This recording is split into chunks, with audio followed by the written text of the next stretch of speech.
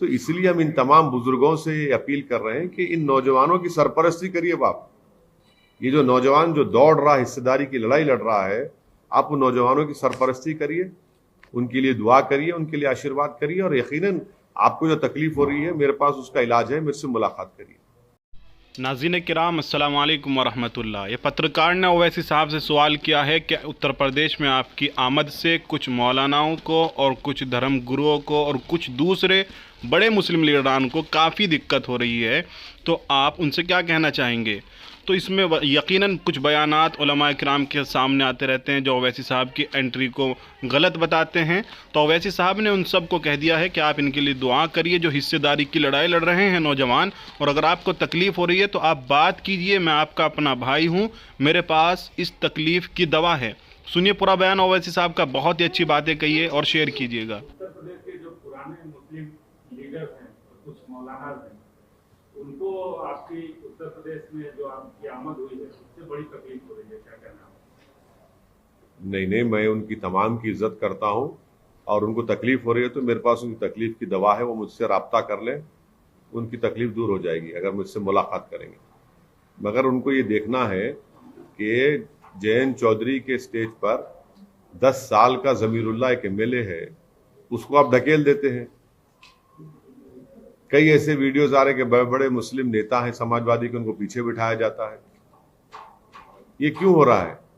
हम तो ये बोल रहे हैं कि हिस्सेदारी की लड़ाई एमआईएम पार्टी लड़ रही है, आप हिस्सेदारी की लड़ाई में आप शामिल हो जाइए, आप आगे बढ़िए, हम आपके पीछे काम करेंगे। आप बहुत आपने साथ दिया, आप देखिए कितने सम्मेलन, ब्राह्मण सम्मेलन हो रहा है, ठाकुर सम्मेलन होता है। अरे भाई, मुसलमानों की तो कोई अहमियत ही नहीं रही ना उत्तर प्रदेश में, उनकी वोट की वैल्यू की अहमियत नहीं रही। तो इसलिए हम इन तमाम बुजुर्गों से अपील कर रहे हैं कि इन नौजवानों की सरपरस्ती करिए आप। ये जो नौजवान जो दौड़ रहा है, हिस्सेदारी की लड़ाई लड़ रहा है, आप उन नौजवानों की सरपरस्ती करिए, उनके लिए दुआ करिए, उनके लिए आशीर्वाद करिए, और यकीनन आपको जो तकलीफ हो रही है मेरे पास उसका इलाज है, मेरे से मुलाकात करिए। सर, कांग्रेस मतलब सपोर्ट करना, योगी का स्टेटमेंट आपने देखा होगा, कांग्रेस सत्ता में है जब हिंदू संगठन के लोगों को टारगेट करके मालेगांव ब्लास्ट में फंसाना, और जब ऑपोजिशन में है विरोध करना, ये योगी जी का स्टेटमेंट था। इस पे आप देखिए, चाहे चाहे कांग्रेस पावर में रहो या बीजेपी पावर में रही है, मिसकैरेज ऑफ जस्टिस अगर किसी से हुआ है तो मुसलमान से, दलित से हुआ है, आदिवासियों से, इन दोनों पार्टियों ने किया है। तारीख है, हमारी हिस्ट्री है कि कितने जेलों में सड़ गए। यूएपीए का इस्तेमाल किस पर होता है, पोटा का इस्तेमाल किस पर हुआ, टाडा का इस्तेमाल किस पर हुआ, मुसलमान, दलित, आदिवासी पर हुआ, और तमाम मिसकैरेज जस्टिस है। कंप्लीट मिसकैरेज ऑफ जस्टिस अगर किसी से हो रहा है तो इन 3 कम्युनिटीज से हो रहा है। ये दोनों पार्टीज जो पावर में रहते हैं, इसमें कोई डिनाई नहीं कर सकता। 1.5 साल, 3 साल, 4 साल जेल में और बरी हो जाते हैं। क्या बीजेपी के 6.5 साल में उन्होंने इस्तेमाल नहीं किया? कानून को गलत इस्तेमाल किया, जेलों में डाल दिया, और 4 साल 5 साल के बाद बरी हो जाते हैं। कोई पूछने वाला नहीं है उनको, कोई सजा देने वाला नहीं है उन पुलिस ऑफिसर्स को। सर, क्या करना चाहिए सर, मतलब आप अभी क्या करना चाहिए, कैसा?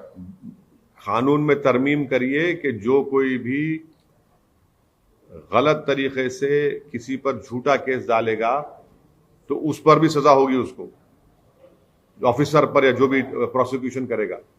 क्या बात है, आप बताइए, 5-5 साल, 6-6 साल आप जेल में रहेंगे, और जब निकलते हैं उसके बाद केस खत्म, कोई पूछने वाला नहीं है। एक लड़का 8-9 साल राजस्थान में जेल में था, जाकर अपनी अम्मा की खबर पर रोता है कि अम्मा तुम आज मेरे सामने नहीं है। क्या हो रहा है ये? तो मिसकैरेज ऑफ जस्टिस डेफिनेटली हो रहा है। और इसी तरह के कानून जब आप बनाएंगे तो कानून आप बना देते, बुक कर देते, और जेल में उनको डाल देते, सड़ा देते वहां पर, और 8-9 साल के बाद बरी होते। सर, कोविड केसेस जैसे हम देख रहे हैं बढ़ रहे हैं दिन ब दिन, और अब जो है वो प्रधानमंत्री नरेंद्र मोदी ने बूस्टर डोज भी अनाउंस कर दिया है। देखिए, प्रधानमंत्री जो है ना, वो बूस्टर छोड़िए, प्रधानमंत्री हमको ये बता दे कि मैंने पार्लियामेंट की स्पीच में ये कहा था कि हमारे हेल्थ वर्कर जो है फ्रंट लाइन, उनको कोविशील्ड या कोवैक्सीन का 2 डोज लेकर 7.5-8 महीने हो गए। अब ये कह रहे हैं कि प्रिकॉशनरी वैक्सीन। अरे भाई, उनकी इम्यूनिटी खत्म हो चुकी है। प्रधानमंत्री देश को बता दें, नंबर 1, कि उनको प्रिकॉशनरी वैक्सीन तो कोविशील्ड को वैक्सीन नहीं लग सकता है, सब एक्सपर्ट्स ने कह दिया। तो क्या प्रधानमंत्री कोवोवैक्स या जेनोवा का mRNA वैक्सीन लगाएंगे या बायो ई का?